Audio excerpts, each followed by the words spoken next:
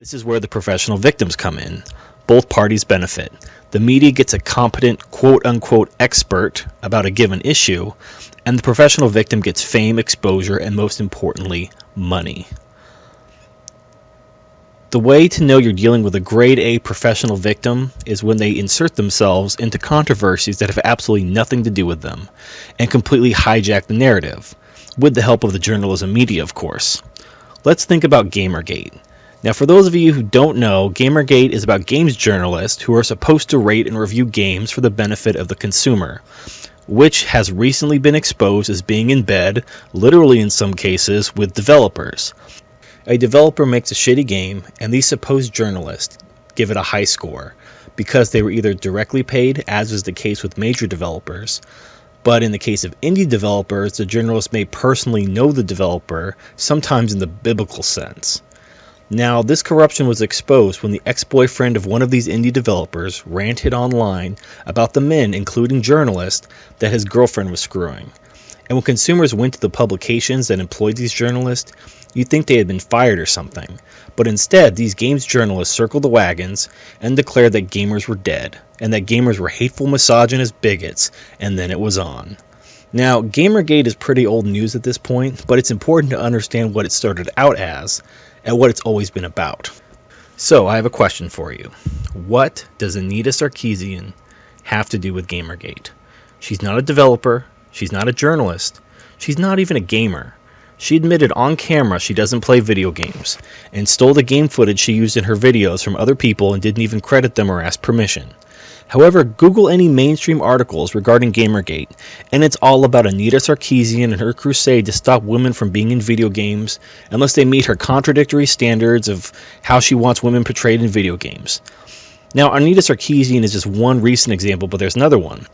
What does Brianna Wu have to do with Gamergate? Now, unlike Anita, she actually is a developer, but I haven't heard anyone admit to having sex with her in exchange for favorable ratings. What she did was taunt supporters of Gamergate with a meme on her Twitter. And after she threw the first punch and people from Gamergate taunted her back, she claimed she was being harassed, and now she makes 6 figures a year from Patreon because she was harassed after picking a fight. Why am I going on and on about this? The truth is, the best way to explain a professional victim is through examples.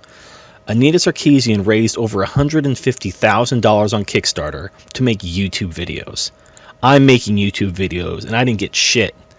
She also gets paid $5,000 whenever she speaks at an event. Brianna Wu makes over $150,000 a year from Patreon alone. Being a victim is business, and business is good. Now, Anita Sarkeesian and Brianna Wu are good examples of professional victims, but they pale, pun intended, in comparison to the biggest professional victim in the world, the ODB of SJW, Reverend Al Sharpton. Now, I realize that this video series is about feminism, and Al Sharpton is about racism, not sexism. However, Al Sharpton has been around for decades, and he literally laid the groundwork for contemporary professional victims like Anita and Brianna. He's a living legend, and no analysis of professional victims would be complete without examining the good Reverend. So when you think of Al Sharpton, you probably notice how he's always on the scene whenever there's an incident involving assumed white racism.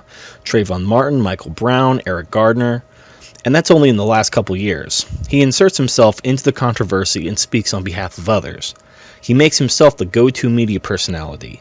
He even has his own show on NBC, and this guy's a total dipshit. What? But resist we much. We must and we will much about that be committed. Why is this guy so influential? Well, to explain that, we have to look at his organization, the National Action Network. I'm going to read an article from the New York Post from January 5th, 2015. Not the whole thing, just a small portion. It's from about 2 weeks ago. It's called How Sharpton Gets Paid Not to Cry Racism at Corporations.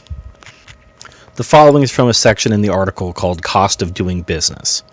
Sharpton raised $1 million for National Action Network at his 60th birthday bash in October, with donations rolling in from unions and corporate roster of contributors including AT&T, McDonald's, Verizon, and Walmart. Companies have long gotten in line to pay Sharpton. Macy's and Pfizer has forked over thousands to National Action Network, as have General Motors, American Honda, and Chrysler. National Action Network has repeatedly and without success asked GM for donations for 6 years, beginning in August 2000. A GM spokesperson told the Post. Then in 2006, Sharpton threatened a boycott of GM over a planned closing of an African American owned dealership in the Bronx. He picketed outside GM's Fifth Avenue headquarters. GM wrote checks to National Action Network for $5,000 in 2007 and another $5,000 in 2008. Look, it's obvious when you look at the evidence that Al Sharpton doesn't give a shit about black people or black progress. He waxes indignant about black car dealerships being closed down, or things like disparity between blacks being promoted at lower rates than whites, but once you cut him a check, fuck those people.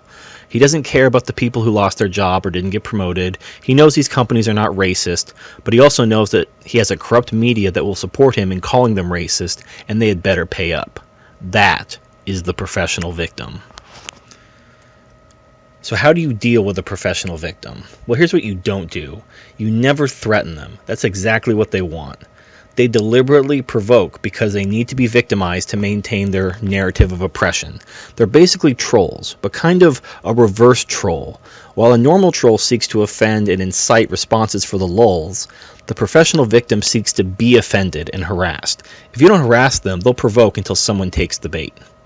Many people want to engage with the professional victim because they're the most recognized and famous. They figure that if they can debate these prominent victims and take them down a peg, it will do far more than taking down 1,000 Tumblrettes. And they will be right, except that the professional victim will never agree to an honest debate. The truth is, they know they're peddling bullshit, and the last thing they want to do is have an honest debate and risk being exposed. This is why the other telltale sign of a professional victim is the abundant use of censorship. Comments will be deleted or simply turned off. Opposing voices will be banned. Your IP address will be blocked. You will have your Twitter account suspended. You will be doxxed and fired from your job.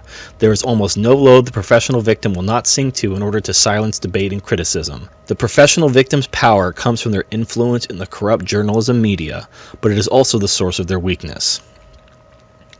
It's important to understand that you never engage the professional victim directly. You attack the media that enables them through their advertisers. Remember, it's all just business, so you have to think in terms of business. Let's say you hate Walmart.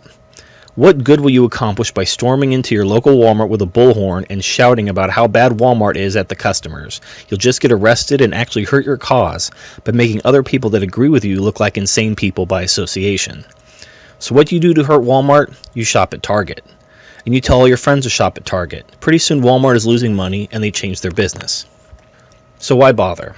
Why would you ever want to engage a professional victim? Honestly, you shouldn't. You will very rarely have anything to gain. They will never be interested in a debate because they don't even believe their own bullshit. The truth is, Anita Sarkeesian doesn't give a shit about women any more than Al Sharpton gives a shit about black people. They're just looking to shake down people for money and power, and as long as it furthers their agenda, the corrupt journalist media is only too happy to help. The truth is that feminists like Anita Sarkeesian and Brianna Wu aren't even really feminists at all. They're just using feminism as their angle to make money. But without the media enabling them, they disappear. Remember Sui Park? She was an Asian professional victim that tried to get Stephen Colbert canceled for making an Asian joke. Well, it didn't work, primarily because people don't generally believe Asians are oppressed. Her 15 minutes fizzled out, and that was it. Without the media enabling her, she had to go get a real job. She doesn't even have a Patreon.